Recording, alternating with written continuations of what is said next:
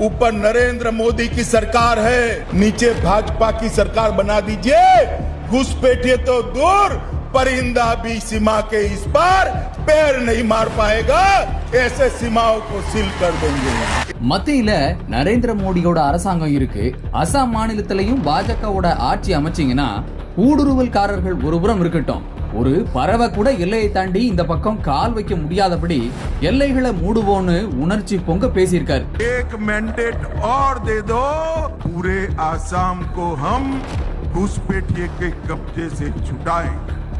அதே அசாம் மாநிலத்துல இந்த வருஷம் பேசும்போது எங்களுக்கு இன்னொரு வாய்ப்பு கொடுங்க, ஊடுருவல்காரர்களை இந்த பக்கம் கூட வரவிட மாட்டோம்னு சொல்லி இருக்கிறாரு அமித்ஷா. இதுல இருந்து என்ன தெரியுது? 10 வருஷம் ஆனாலும் பாஜகவோட பேச்சு பேச்சா மட்டும்தான் இருக்கும்னு தெரியுது. உண்மையின் பாதையில் தமிழ்நாடு காங்கிரஸ்.